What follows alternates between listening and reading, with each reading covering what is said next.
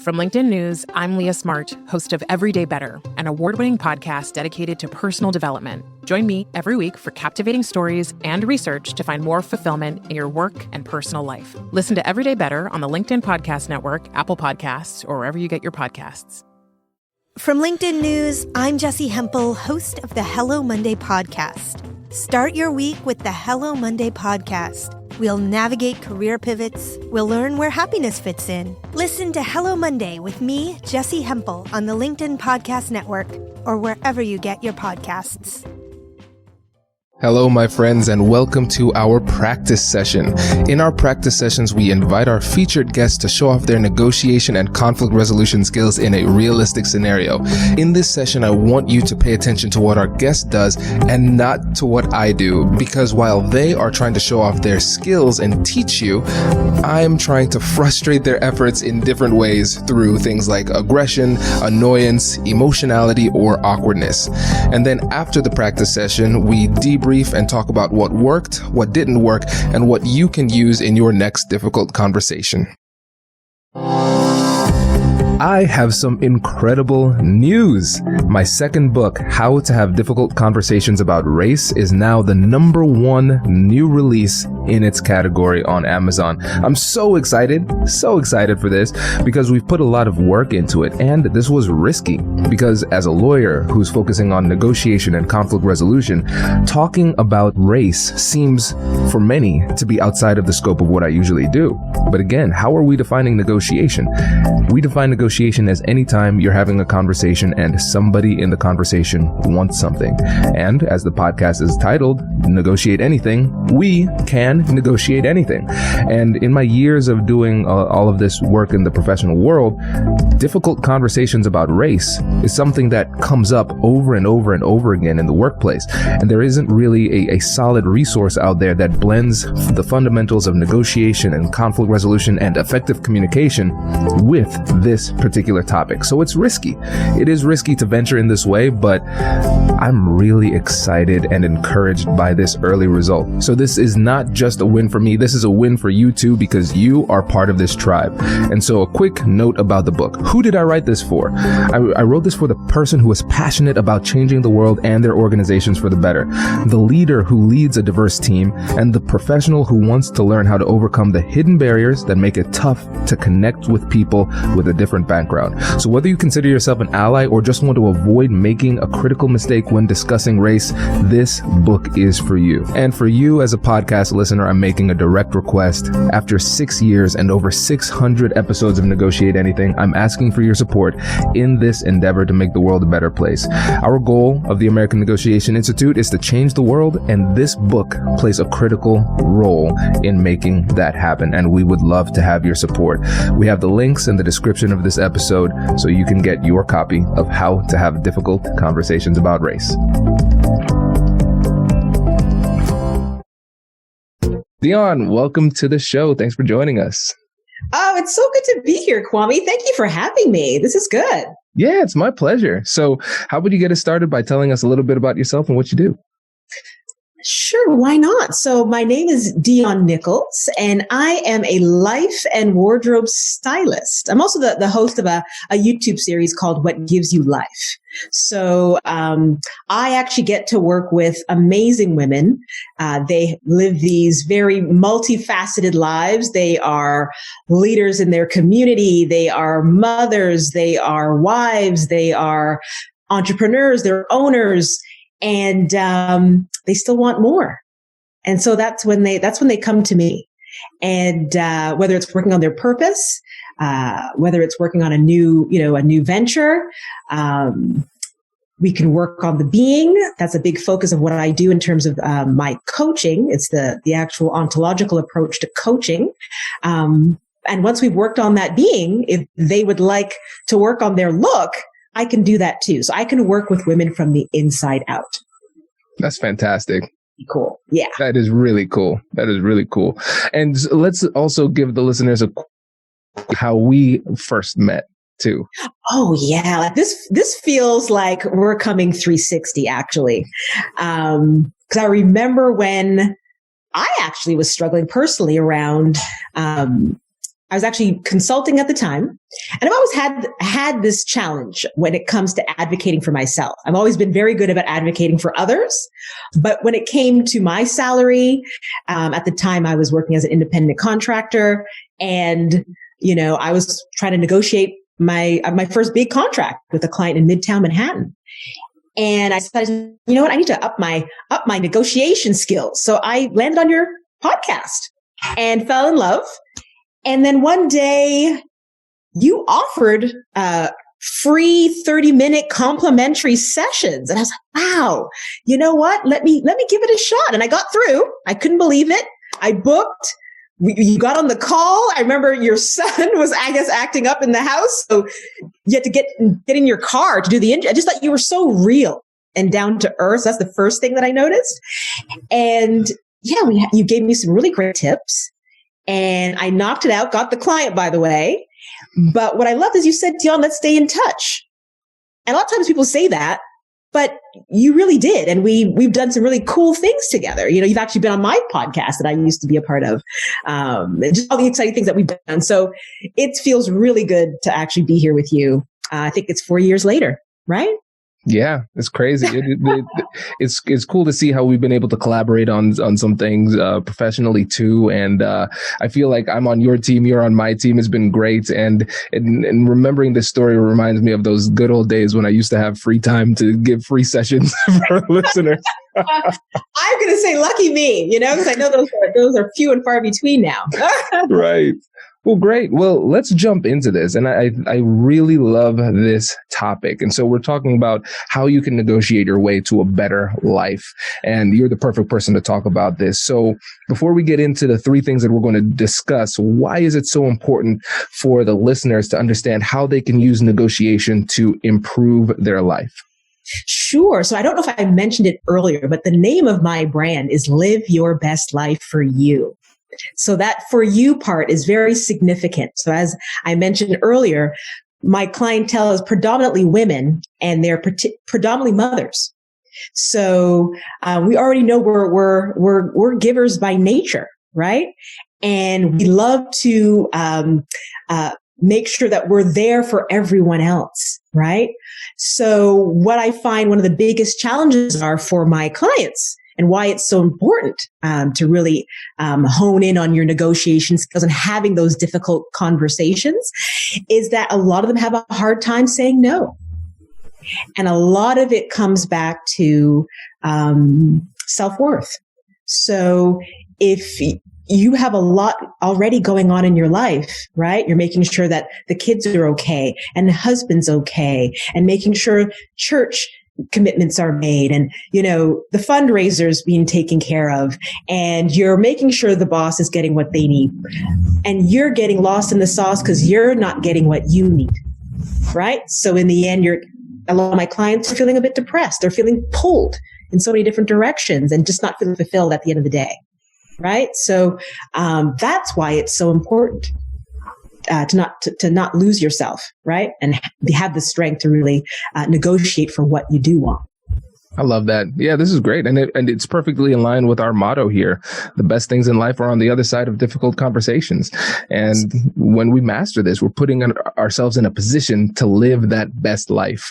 And this is great. I'm excited about this. And so the 3 things that we're talking about today, the 3 focuses.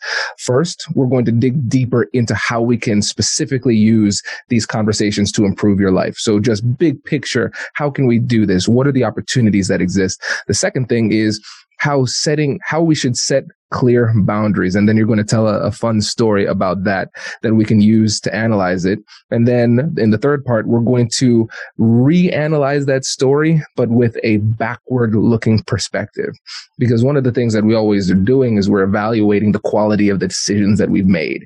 And so what we're doing here is we're going backwards and analyzing the story to see, okay, was this a good decision? Was this a bad decision? How can we make that determination? And more importantly, how can we learn how to make that determination in the moment? So this is going to be great. Yeah. So let's start off with how we can actually use these conversations to improve our lives. Where should we start there? Absolutely. So you can see where this could be useful in your family dynamics, in your friendships, at work, right? As you do this all day, every day, we are in negotiations in every area of our life. So whether it's to make sure that we are, getting the best, we're not leaving money on the table, right? If we're going up for a new position, if at home, maybe mom is taking on all of the chores and feeling completely run down after her full day of work.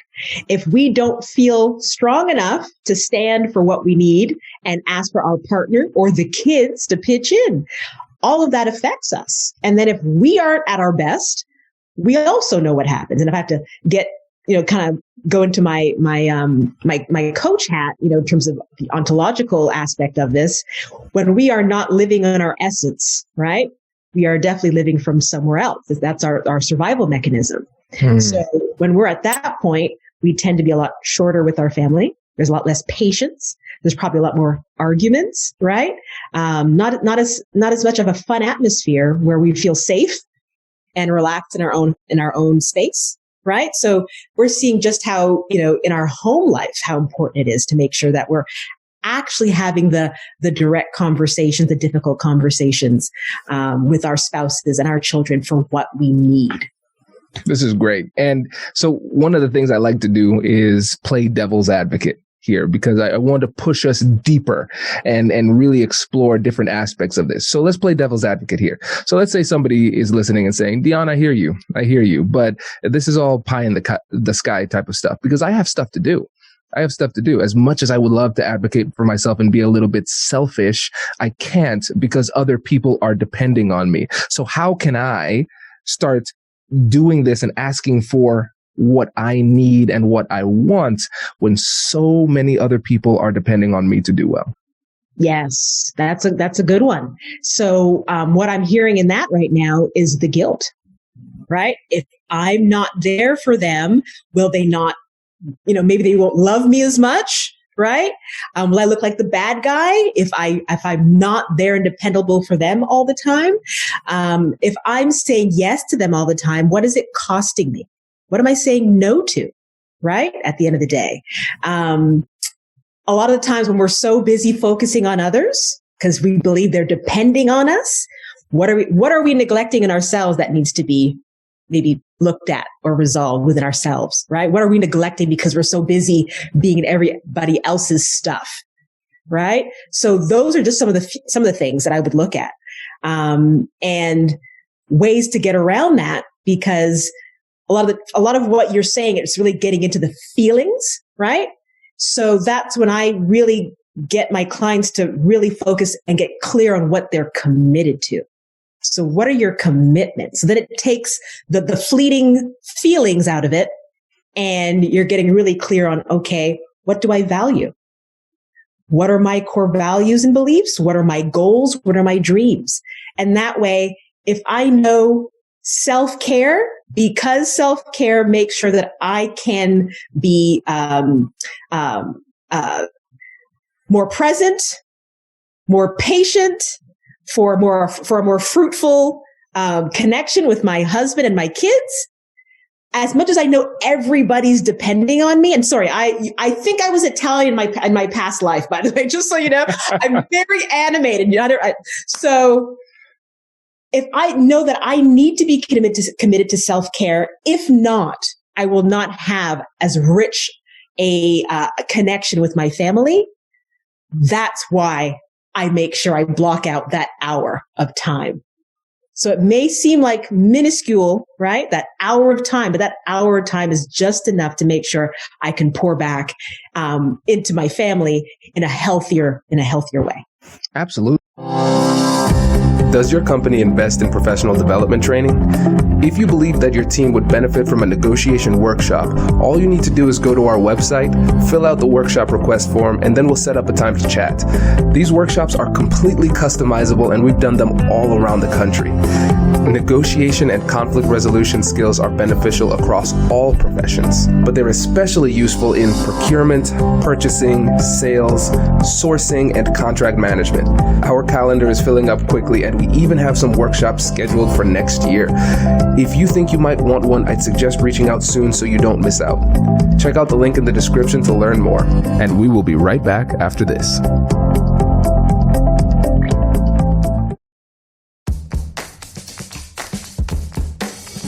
Hey you, I'm Andrew Seaman.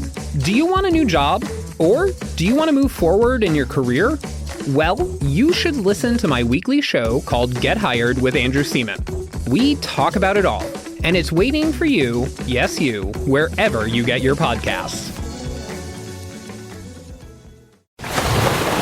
Brace the rudders! Raise the sails! Raise the sails! Captain, an unidentified ship is approaching. Over. Roger. Wait, is that an enterprise sales solution? Reach sales professionals, not professional sailors. With LinkedIn ads, you can target the right people by industry, job title, and more. We'll even give you a $100 credit on your next campaign. Get started today at linkedin.com/marketer. Terms and conditions apply. And so to recap this, because I think these are some fantastic points, is that a lot of times that feeling that prevents us from even taking the step of having these conversations is guilt, right? Because we feel guilty, but it's a feeling, not a truth, right? It's not a situation where the world will in fact crumble if you take a step back. It reminds me of a book. I can't remember which book it was, but there was somebody at a job and they felt obligated to keep on just sending out this report every month. And this report was very labor intensive, very detailed and everything. And the person said, I hate doing this report, hate doing this. And then they said, what happens if you just don't do it? Oh, everything would fall apart. Are you sure about that though? And so they said, just don't send it out 1 month, see what happens. Nobody sent anything.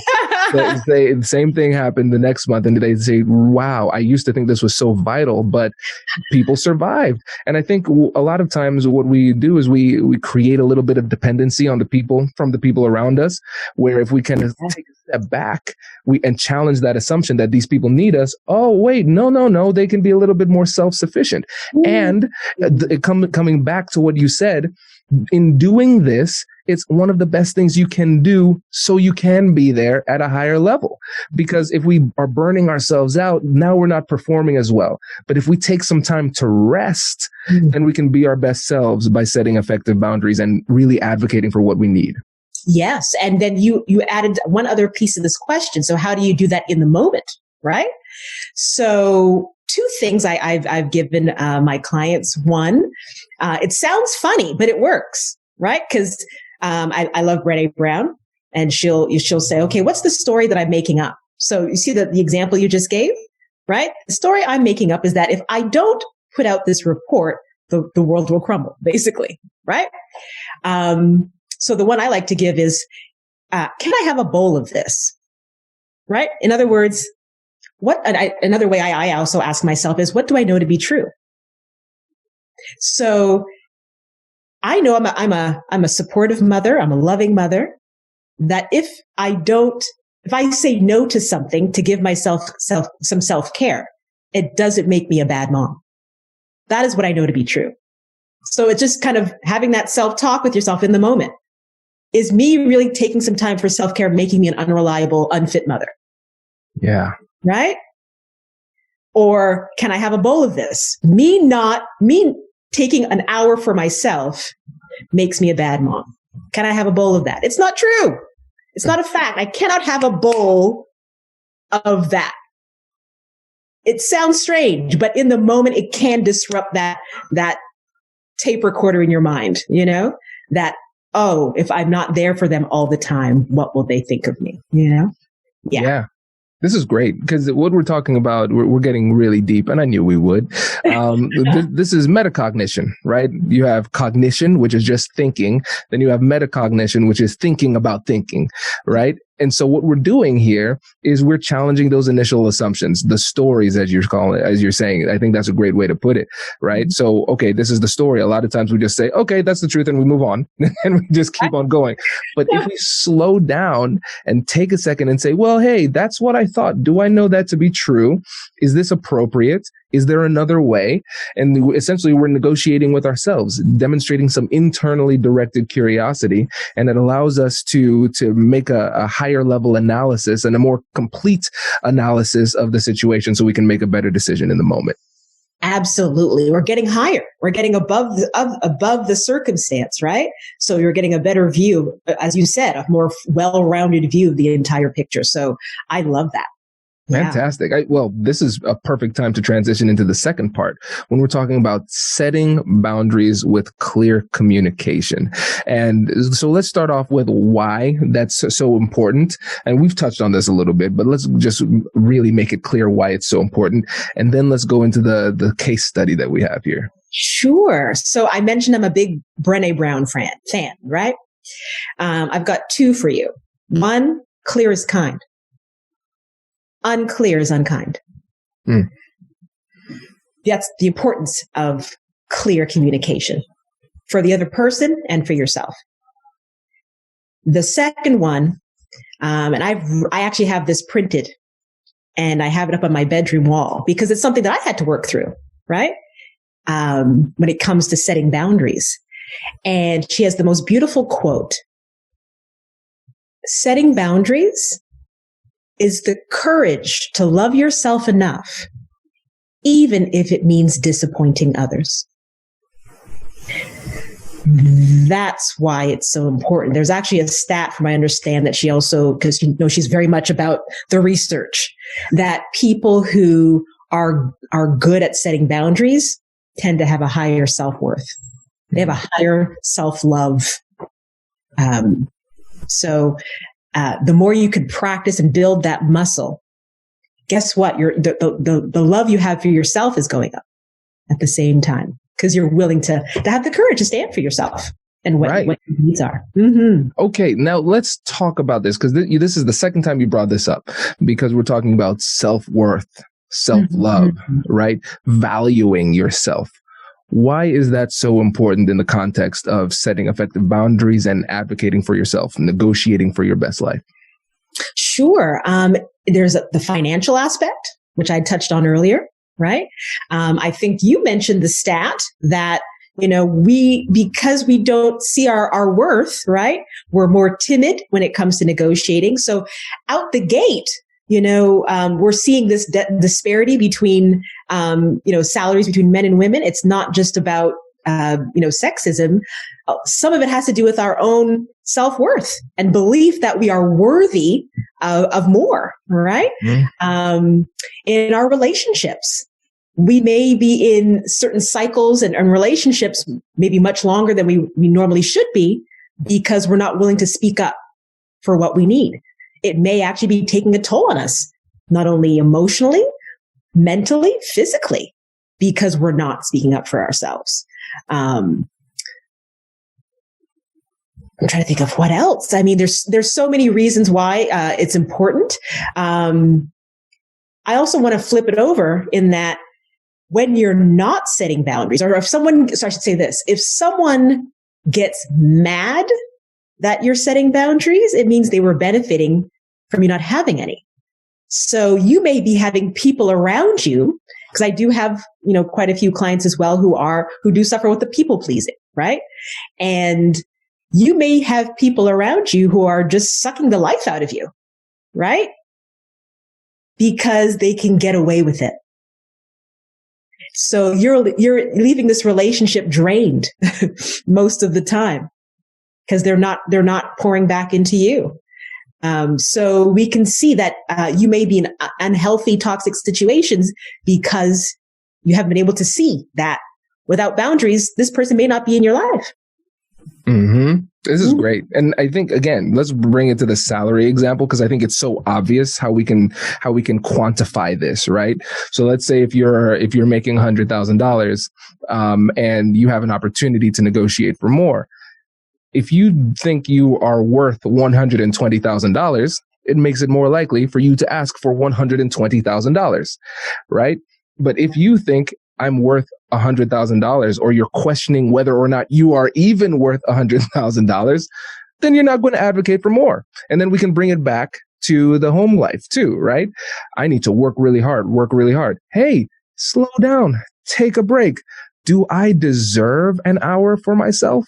If you don't believe you deserve it, then you're not going to ask for it, right? And so again, this is really where it comes from. It's again, people might tune into the podcast and say, hey, Kwame, just tell me the negotiation techniques, the negotiation strategies. What do I need to do or say in order to be successful? But it's a lot more than that.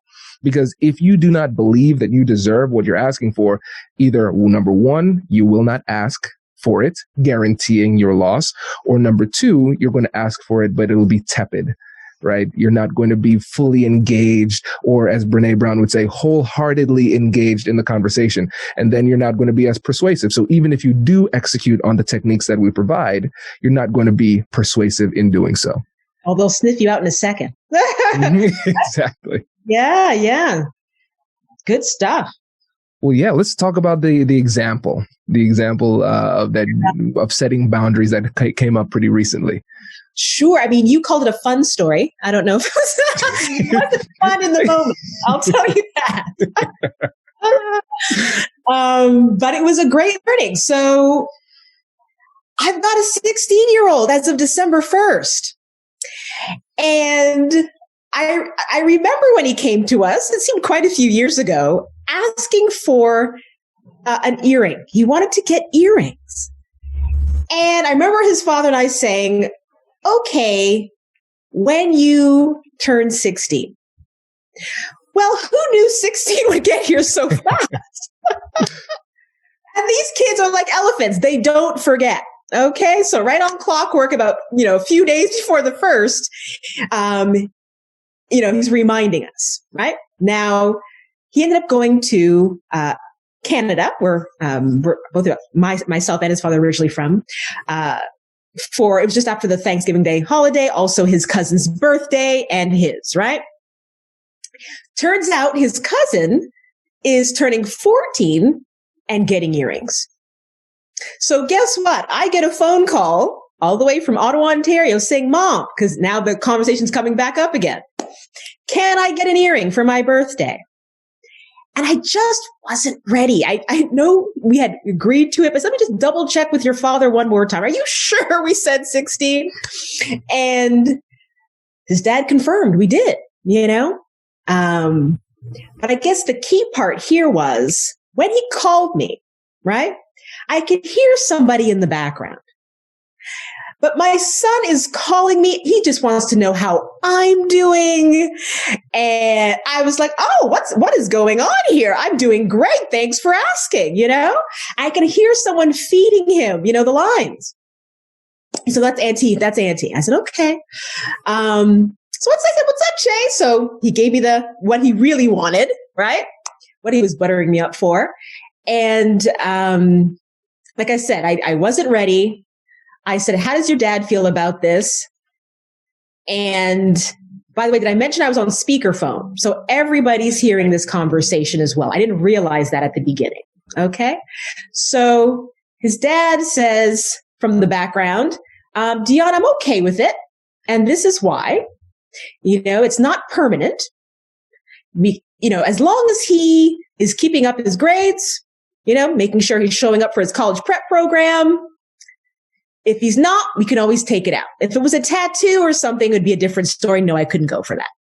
So I'm like, okay. I said, okay, Chase. So your dad said, as long as you're, doing what you need to do, taking care of business, you can have your earring. So I asked him very clearly, I said, so did you attend your college prep program today?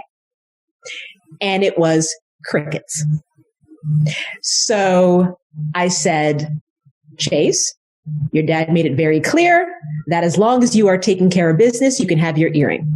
For what you're not telling me right now is you're saying that you did not attend your class as scheduled, right? It was the last thing I told you before you left on your trip. I said you also had it alarmed in your phone. So he had all the reasons. Well, Mom, I'm on vacation. I turned off my alarm. But I said, well, you heard what your dad said.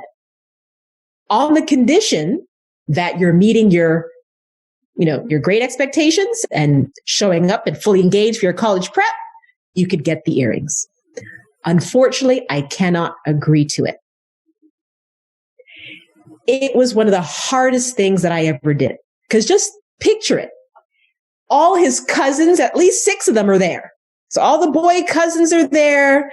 Even auntie's asking me, so Dionne, why aren't you okay with it?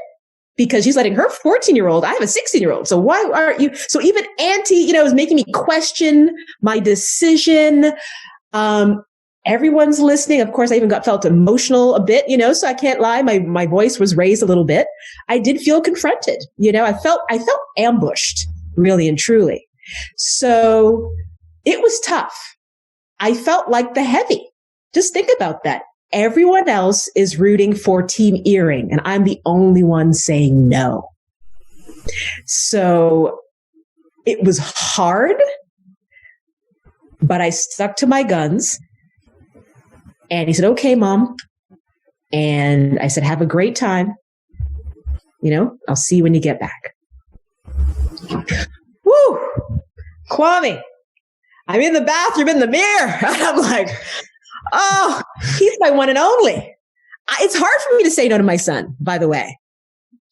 But I almost called him back because I felt bad. I'm really feeling, hearts tugging, right? It's his 16th birthday. He's supposed to be having fun. I said no. Well, his cousin's going to be getting his. Can you imagine how he's feeling if he's not getting it and he's going to watch and how he's going to, all the things you can imagine just swirling through my head. But something made me hesitate and not call him back. But would you know it? My son called me back. And I was so happy because it meant it was an opportunity, to come to a resolution, right? And smooth things over with him. So my son, he said, Mom, he used these words, by the way, I have a proposal. And I said, okay, Chase, what you got? What you got? Right? So I already had to launch into it though. I had to say, Chase, I just want to apologize, I didn't mean to raise my voice, but I'm sure you could understand that I felt confronted by the fact that I felt ambushed. I didn't realize I was on speed. He said, Mom, I completely understand why you'd feel that way.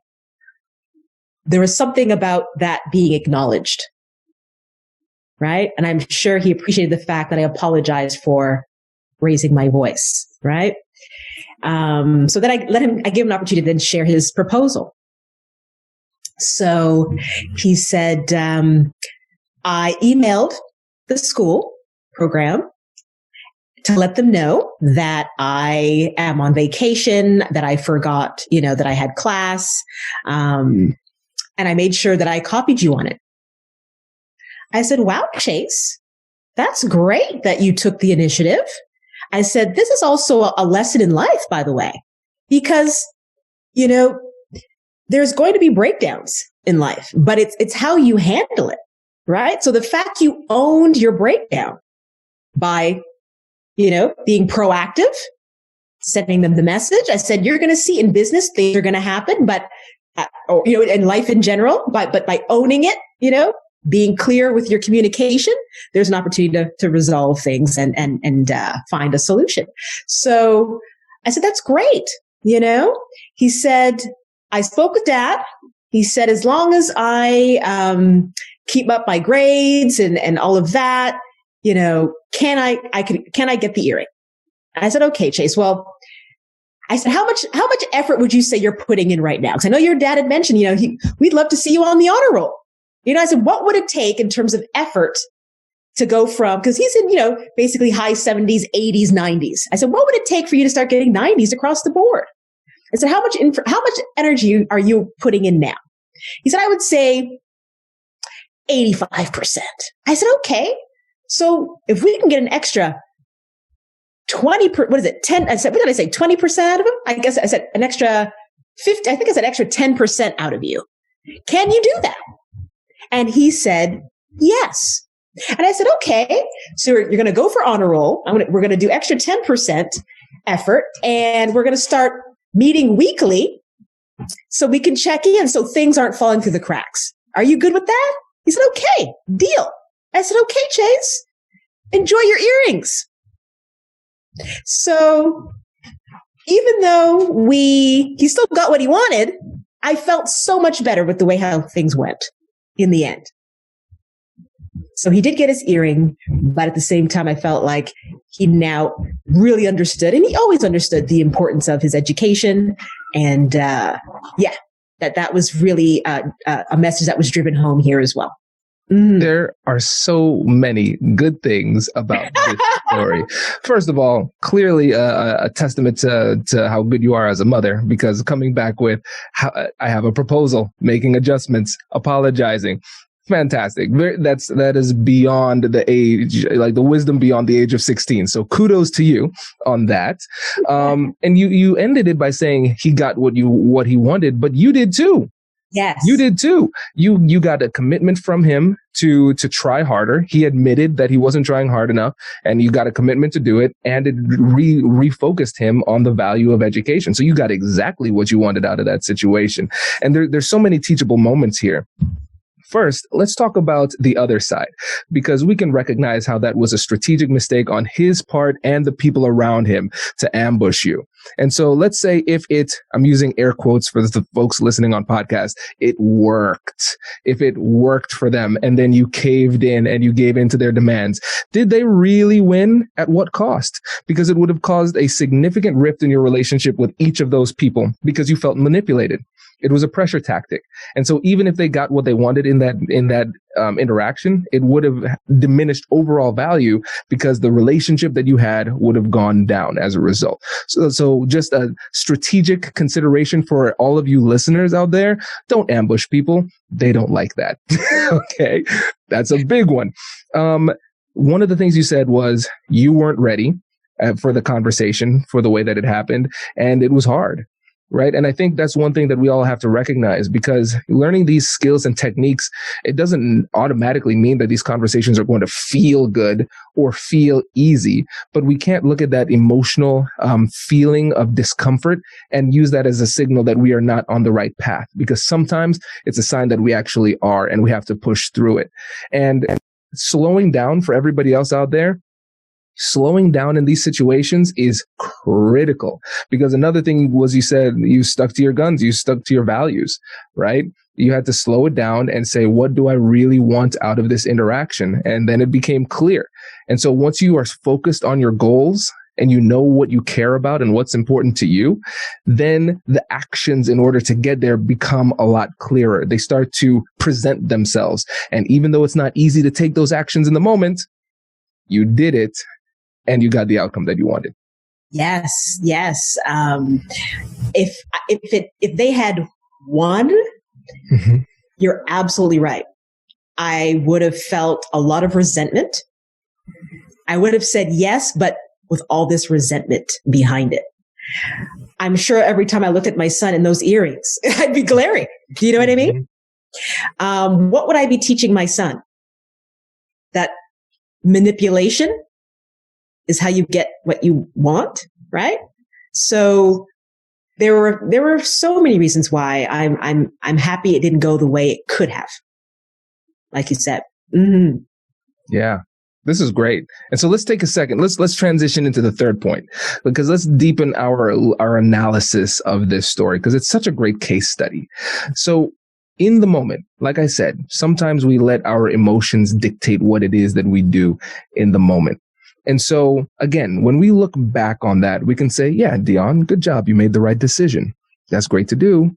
Speaking from the future, right? But let's talk about in the moment. How can you tell what the right thing to do is? Well, I'll say this. Something I think that was key is Chase understood I didn't just say no for no's sake. It was not about my emotions. I wasn't feeling like I was ready for him to get earrings. There was a condition that was presented. And because that condition was not met, my no could be a true, strong, heartfelt no. Yeah, that's powerful. I think that's why I knew it was a good decision, as hard as it was. Right. Yeah. And I think that's one of the easiest things that you can do to help people to respect the boundaries that you're setting. Right. There's a reason. You're not just arbitrarily denying their needs or wants, right? There's a clear reason why you're putting up that boundary, and you communicated that clearly, right? And one of the things too that I hear from people, again, going back to how hard it is in the moment to make the right decision, is remember this: the negotiation happens if you want it to. It doesn't if you don't want it to. Again, you have to consider strategically if that's appropriate, but the thing is, if you don't want to talk, you don't have to talk. And one of the easiest things you can do when you don't know what to do or say is to say, I'm not sure what the right decision is to do right now, so I'd like some time to talk. And you might not want to articulate it that way, but the way that I do it is I say, you know what, you brought up some good points. Let me think about this. No, you need to make an answer now. Sometimes people will pressure you and they'll say, no, I need an answer now. I need an answer now. Here's the easiest thing you can say to that. Well, if you need an answer now, the answer has to be no. Oh, okay. Well, they find a way to become a little bit patient then when they're confronted with that. Yeah. So yeah, you don't want to make decisions under pressure. Right. Take the time, slow it down. And the vast majority of the time, you don't need to make a decision in this moment. You might have a day, you might have a week. You don't want it to turn into indecision, and you don't want it to turn into knowingly avoiding a difficult conversation. But at the same time, you want to make sure that you're giving yourself the space to think through things at a higher level. Yes. Actually, weren't we talking about the other day, being quick to listen and slow to respond? Yes, that's right. Yeah, just having a little more time to analyze the situation. So it's just a little more thoughtful, and that way you're not, acting out of emotion or triggers, right? And really making sure you've thought it through. And so you can really feel, grounded in your choice. Definitely. Yeah. This is great. So before we wrap this up, what other parting words of wisdom do you have? What is, for instance, something that our audience can do today to start negotiating for a better life? So, Kwame, if I had to give your audience just one last parting piece of wisdom, I have to say, the reason I think it felt so good, the way things played out in the end, is because it was collaborative. The fact that we both had buy-in to what we wanted to create, right? So the fact that I was able to feel heard and give what my input and needs are, right? And he was able to do the same. And we came to a common ground. And then I didn't mention this part, but then we brought his father in to make sure we're all on the same page. That felt so much better. So the fact that we worked together to find, the resolution, that collaborative experience, we got so much more. And that's where we got the acknowledgement, the vulnerability, the learnings, the connection. There was so much growth that took place because of that collaborative opportunity. That's great. And actually, let's take a brief second to dig into this one point too. How did you feel about yourself, let's say 2 or 3 days later, when you've had some time to process the fact that you don't like saying no to your son? So let's say 2 or 3 days later, when you looked back on that moment, how did you feel about yourself? Oh, so I felt so much more empowered around the decision. If it had gone the other way, I would have felt very powerless and disempowered around that decision. And I'm going to give you an interesting story. And because of the way I handled this particular situation, when I had a client coaching call, if not a day or two later, who had a situation where she said yes to something, but had so much resentment around it, because I did the work, I was able to give her so many, learnings and jewels from the way I handled my experience. Because when you're coaching somebody else, you want to make sure that you're always doing your work, right? So that you can give better direction. So, on so many levels, I felt so much more empowered. That's great. On a personal level and professional level. That's great. This is great, because what we're recognizing is that this is a positive feedback loop, right? You start to set that boundary. It improves the quality of your life because you are negotiating for your best life for you, as your brand would say, right? And at the same time, every time you approach these conversations in the right way, despite how difficult it is, you gain more confidence, which makes it more likely for you to do the right thing in the future, which makes it more likely for you to start living that best life for you. So again, everybody, it's not easy. It's still hard for me. You all know this. I'm a recovering people pleaser. I talk about it in my book, in my TED Talk, all that, right? We're all in this boat. But every time that we flex this muscle, we get a little bit stronger. So I hope you all feel encouraged to take that step and start advocating for yourself. And before you go, Dionne, again, let everybody know about your business and how they can get in touch with you. Absolutely. So you can definitely hit up my website, Live Your Best Life for You, where you can really see the whole world of my brand. So that's the show, my YouTube series, What Gives You Life. You can check me out there. The channel is also called Live Your Best Life for You. My handle is at Dionne Nicholls. So DIONNENICHOLLS. I also want to make sure everybody knew that I have this amazing event that's coming up February 20th. And it is called The Great Act of Love. And it's going to be a celebration of women of color, by their fellow, men. And it's just going to be a beautiful virtual event of love and healing. But basically men just pouring into their women of color,